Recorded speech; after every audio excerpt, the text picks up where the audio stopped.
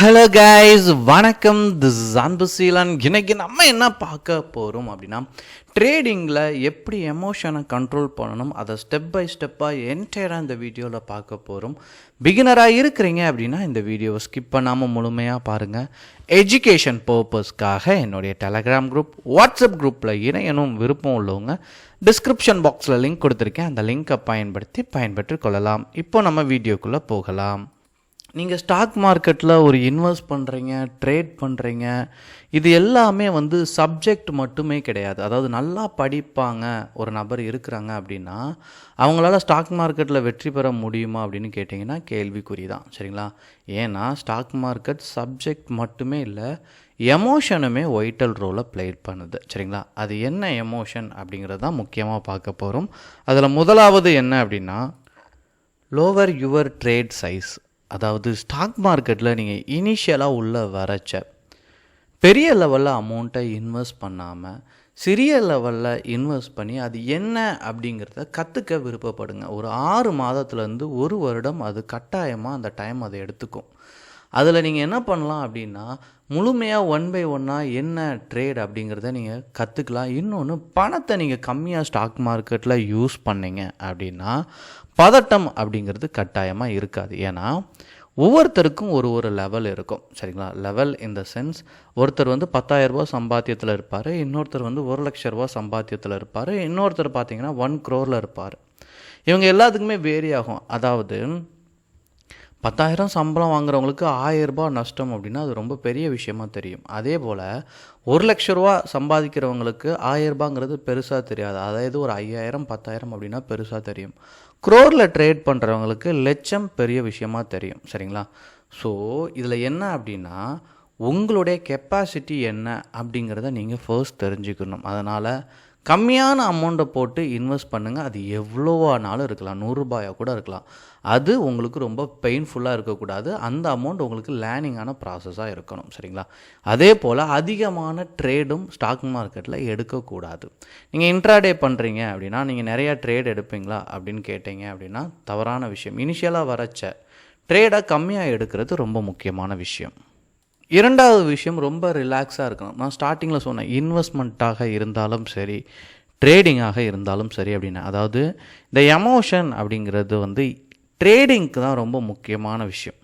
இதில் இன்வெஸ்ட்மெண்ட்டை பொறுத்த மட்டும் நீங்கள் ஒரு இடத்துல இன்வெஸ்ட் பண்ணீங்க அப்படின்னா நீங்கள் ரொம்ப ரிலாக்ஸாக இருப்பீங்க. ஏன்னா நீங்கள் அந்த மணியை பற்றி கவலைப்பட போகிறது இல்லை. ஏன்னா அதை நீங்கள் லாங் டேர்மில் இன்வெஸ்ட் பண்ணுறீங்க. மேஜராக 90% லாங் டேர்மில் இன்வெஸ்ட் பண்ணுறவங்க சக்ஸஸ் பண்ணிடுவாங்க. ட்ரேடிங்கை பொறுத்த மட்டும் என்ன அப்படின்னா, மார்னிங் மார்க்கெட் ஓப்பன் ஆன உடனே ரொம்ப பதட்டமான நிலையில் இருப்பாங்க. இன்னொன்று, நம்ம நிறையா குரூப்பில் ஜாயின் பண்ணியிருப்போம். அப்போ என்ன அங்கே ஷோ ஆகும் அப்படின்னா, அவங்கெல்லாம் ப்ராஃபிட் பண்ணி ஷோ பண்ணுவாங்க. அவங்க அவ்வளோ பண்ணிட்டாங்க, இவங்க இவ்வளோ பண்ணியிருக்காங்க, நம்ம ட்ரேடே எக்ஸிக்யூட் பண்ணல, நம்ம டிமேட்டில் ட்ரேட் எடுத்தது மட்டும் லாஸில் போயிட்டுருக்கும். இந்த பதட்ட நிலைமைங்கிறது ட்ரேடிங்கில் இருக்கக்கூடாது. அதாவது எல்லாரும் ஒரு விஷயத்தில் எக்ஸ்பர்ட்டாக இருப்பாங்க. ஒருத்தர் மார்னிங் ட்ரேடில் இருப்பார், அதாவது risk lover, risk taker, risk அவேரர் அப்படிங்கிற மார்க்கெட் டைமில் சொல்லுவாங்க. நீங்கள் ரிஸ்க் லவ்வராக இருக்கிறீங்க அப்படின்னா அவங்க மார்னிங் என்ட்ரி அதிகமாக இருக்கும். ரிஸ்க் அவேரர் அப்படின்னா 11:30க்கு அப்புறமா ட்ரேட் இருக்கும். இதில் நீங்கள் யார் அப்படிங்கிறத டிசைட் பண்ணுங்கள். ஒரு ட்ரேடுக்கு ரிலாக்ஸாக ட்ரேட் பண்ணுறது ரொம்ப முக்கியம். சரியாக இருந்தால் ட்ரேட் பண்ணுங்கள், சரியாக இல்லை அப்படின்னா ரிலாக்ஸாக வெயிட் பண்ணுங்கள். ஏன்னா இதில் ஒரு முக்கியமான பாயிண்ட் இருக்குது. அதாவது நீங்கள் ட்ரேட் பண்ணி பணம் சம்பாதிக்கிறத காட்டிலும் சரிங்களா, இருக்கிற மணியை காப்பாற்றுறது ரொம்ப முக்கியமான விஷயம் ஸ்டாக் மார்க்கெட்டில். மூணாவது முக்கியமான விஷயம், டெவலப் எ ட்ரேடிங் பிளான். இங்கே நிறைய பேருக்கு என்ன அப்படின்னா, கைவசம் எந்த ஸ்ட்ராட்டஜியுமே இருக்காது. ஒரு ட்ரேடை ஃப்ளூக்கில் தான் எடுப்பாங்க. அதாவது இது மேலே ஏறும் அப்படின்னு நினச்சேன்னு சொல்லி எடுப்பாங்க. என் கிளாஸில் நிறையா ஸ்டூடெண்ட் ஜாயின் பண்ணுவாங்க. நான் அவங்ககிட்ட ஒரு சின்ன கேள்வி கேட்பேன் எப்போதுமே, நீங்கள் என்ன ஸ்ட்ராட்டஜியை பயன்படுத்துகிறீங்க அப்படின்னு சொல்லி கேட்டோம் அப்படின்னா அவங்க எதையோ ஒன்று குறிப்பிட்டு காட்டுவாங்க. அந்த ஒரு விஷயந்தான் அவங்களுக்கு தெரிஞ்சிருக்கும். அதனால தான் ஸ்டாக் மார்க்கெட்டில் என்ன வரும் அப்படின்னா லாஸ் வரும். அதனால தான் நான் ஃபர்ஸ்ட் பாயிண்ட் சொன்னேன்ல, நீங்கள் ட்ரேடில் நிறையா விஷயங்கள் சின்ன அமௌண்ட்டை வச்சு பண்ணும்போது நிறையா விஷயத்த கற்றுக்கிறதுக்கு உங்களுக்கு நேரிடும். நீங்கள் நிறைய விஷயம் கற்றுக்க ஆசைப்படுவீங்க. அப்போது நீங்கள் ஒரு 10,000 ரூபாய் லாஸ் பண்ணிட்டீங்க அப்படின்னா நான் ஸ்டாக் மார்க்கெட்டை விட்டே நீங்கள் போயிடணும்னு நினைக்கிறது தப்பான விஷயம். ஏன்னா நீங்கள் 10,000 ரூபாய் லாஸ் பண்ணியிருக்கீங்க அப்படின்னா ஸ்டாக் மார்க்கெட்டில் ஒரு 50% கற்றுருப்பீங்க. பேசிக்ஸ் எல்லாமே கவர் பண்ணியிருப்பீங்க. ஏன்னா அந்த 10,000 ரூபாய் நீங்கள் ஈஸியாக, ஏன்னா கஷ்டத்தில் தான் நம்ம ஸ்டாக் மார்க்கெட்டுக்கு வந்திருப்போம். அப்போ நம்ம சின்ன சின்ன அமௌண்ட்டாக இழந்திருப்போம். ஒவ்வொரு வாட்டியும் இழக்கும் போதும் நம்ம ஏதோ ஒரு விஷயத்த கற்றுக்கிட்டே இருப்போம். அப்போது கொஞ்சம் கொஞ்சம் அடுத்து மேலே போகும்போது பேப்பர் ட்ரேடிங் பண்ணுறதும், ப்ராக்டிஸ் பண்ணுறதும், கோச்சிங் போகிறதும், இதை பற்றி புரிஞ்சுக்கிறதும் உங்களை அடுத்து ஒரு 80% எடுத்துகிட்டு போயிடும். அதுக்கடுத்து ஒரு 20% கேப் இருக்கும். அது எக்ஸ்பீரியன்ஸ் உங்களுக்கு ஃபுல்ஃபில் பண்ணிடும். அதனால தான் நிறையா பிளான் இருக்கணும். சரிங்களா? ரிஸ்க் மேனேஜ்மெண்ட்னா என்ன, ஸ்ட்ராட்டஜினா என்ன, எங்கே என்ட்ரி ஆகணும், ட்ரேடை ஒரு அனலைசிஸ் பண்ணணும், ட்ரேட் மேனேஜ்மெண்ட்னா என்ன, உங்களுடைய கோல் என்ன, உங்களுடைய எதிர்பார்ப்பு என்ன, இது எல்லாமே இருக்கும். இதை நீங்கள் டெவலப் பண்ணுறதுக்கும் உங்களுக்கு டைம் பிடிக்கும். அதற்கான டைமை நீங்கள் ஸ்டாக் மார்க்கெட்டில் கொடுக்க வேண்டியது ரொம்ப முக்கியமான விஷயம். 4வது விஷயம் டேக்கிங் பிரேக்ஸ். அதாவது ட்ரேட் சரியாது இல்லை அப்படின்னு தெரிஞ்சுன்னா நீங்கள் எந்திரிச்சு போயிடணும். சரிங்களா? இது நிறைய பேர் பண்ணுறது இல்லை. எனக்கு ஒரு ஸ்டூடெண்ட் படிக்கும்போது அவங்க சொன்ன விஷயம் என்ன அப்படின்னா, சார் நான் ட்ரேடு எடுக்கலை அப்படின்னா எனக்கு கை நடுக்கமாக இருக்கும் அப்படின்னு சொன்னாங்க. அதாவது இது நார்மலாக கேட்கச்ச சிரிப்பாக தோணலாம். என்ன எப்படி, ஏன்னா அவங்க ஒரு நாளைக்கு 100க்கும் மேற்பட்ட ட்ரேடை எக்ஸிக்யூட் பண்ணியிருக்கிறாங்க. சரிங்களா? சொல்கிறதுக்கு நம்ப முடியாத ஒரு விஷயமா இருக்கும். பட் அந்த விஷயம்லாம் அவங்க பண்ணியிருக்காங்க. இதில் ப்ரோக்கரேஜுக்கே அவங்களுக்கு பெரிய அமௌண்ட்டு பிடிச்சிருக்குறாங்க. அதனால் இதை நீங்கள் கவனத்தில் எடுத்துக்கங்க. நீங்கள் 5-6 டிமேட் அக்கௌண்ட் வச்சுருக்கலாம். சரிங்களா? இது எல்லாமே உங்கள் கைவசம் இருக்கும். அப்படிங்கிற பட்சத்தில் நீங்கள் ஒரே ஒரு விஷயந்தான், எவ்வளோ அக்கௌண்ட் வச்சுருந்தாலும் சரிங்களா, ஒரு அக்கௌண்ட்டை தான் நீங்கள் ட்ரேட் எடுக்க போகிறீங்க. அப்போது இதே போல் தான் எவ்வளோ டைம் இருக்குதுன்னு பாருங்கள். அந்த டயத்தில் உங்களுக்கான ஒரு சிஸ்டத்தை க்ரியேட் பண்ணிக்கோங்க. இந்த டைமில் நான் ட்ரேட் எடுக்க மாட்டேன் அப்படிங்கிறத நீங்கள் டிசைட் பண்ணிக்கோங்க. அது உங்களுக்கு பிரேக்கிங் ஆகும். இன்னொன்று, ஒரு வண்டி ட்ராவலில் போயிட்டுருக்கு அப்படின்னா கொஞ்சம் நின்றுட்டு போச்சு அப்படின்னா கொஞ்சம் எஃபெக்டிவாக இன்னும் கொஞ்சம் தூரம் போகும். வண்டிக்கும் எந்த ஃபெயிலியரும் வராது. அதே போல் தான் உங்கள் மைண்ட் ரொம்ப பீஸ்ஃபுல்லாக இருக்கும். நீங்கள் எடுக்கிற டிசிஷன் ரொம்ப சரியாக இருக்கும். 5வது விஷயம், கண்டினியூஸாக லேர்ன் பண்ணுங்கள். நீங்கள் ஸ்டாக் மார்க்கெட்டில் நேற்று பணம் பண்ணிட்டீங்க அப்படிங்கிறதுக்காக இன்றைக்கி நம்ம லெதார்ஜிக்காக வந்தோம் அப்படின்னா ஸ்டாக் மார்க்கெட்டில் தோல்வி ஏற்படும். ஒவ்வொரு நாளுமே ஸ்டாக் மார்க்கெட்டில் லேர்னிங் தான். சரிங்களா?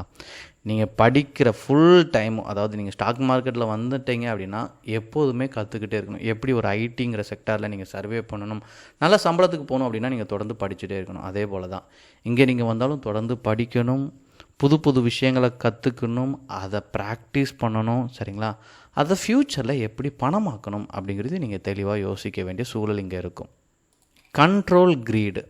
அதாவது இங்கே எல்லாத்துக்குமே வந்துட்டு இப்போ ரீசெண்டாக கூட நான் ஒரு வீடியோ பார்த்துருந்தேன். என்ன அப்படின்னா, ஒரு நபர் சொல்லியிருந்தார், சார் அந்த காலத்தில் தான் பணம் சம்பாதிக்கிறதுங்கிறது ரொம்ப வெயிட் பண்ணி பண்ணணும். ஆனால் இன்றைக்கி இருக்கிற டெக்னாலஜியை பொறுத்த மட்டும் ஈஸியாகவே பணம் பண்ணிடலாம், அந்த ஸ்கோப் இருக்குது. அதனால் யங்ஸ்டர் எங்களை பெரியவங்களோட கம்பேர் பண்ணாதீங்க அப்படின்னு சொன்னாங்க. அதாவது ஒரே ஒரு விஷயந்தான், ஸ்மார்ட் ஒர்க் எங்கே க்ரியேட் ஆகும் அப்படின்னு நீங்கள் கேட்டீங்க அப்படின்னா, எங்கே ஹார்ட் ஒர்க் இருக்கோ அங்கே தான் ஸ்மார்ட் ஒர்க்கே க்ரியேட் ஆகும். உங்களுக்கு ஒரு விஷயம் தெரிஞ்சால் மட்டும்தான், இன்றைக்கி நீங்கள் கார் ஓட்டுறது ஃபர்ஸ்ட் உங்களுக்கு தெரிஞ்சால் மட்டும்தான் அதில் உங்களுடைய ஸ்கில்லை நீங்கள் எடுத்துகிட்டு வர முடியும். சரிங்களா? அதை ஃபாஸ்ட்டாக ஓட்டணும், எப்படி ட்ரைவ் பண்ணச்ச, லெஃப்ட் சைடு எப்படி மிரரை பார்க்கணும், ரைட் சைடு பார்க்கணும், பேக் மிரர், இது எல்லாமே இருக்குது.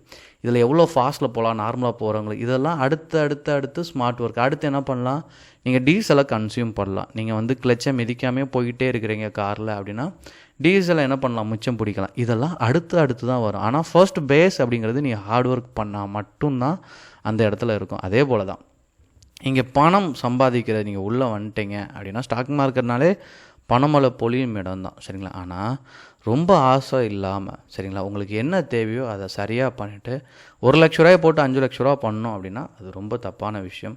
10,000 ரூபா போட்டு நீங்கள் 500 எக்ஸ்பெக்ட் பண்ணுறீங்க அப்படின்னா அது சரியான விஷயம். அந்த சரியான விஷயத்தில் ட்ராவல் பண்ணும்போது you will become a good trader. உங்களுக்கு எதாவது டவுட் இருந்தாலும் கமெண்ட் பாக்ஸில் தெரிவிங்க. Okay guys, thank you so much for வாட்சிங் திஸ் வீடியோ. டாட்டா, பை பாய், see you.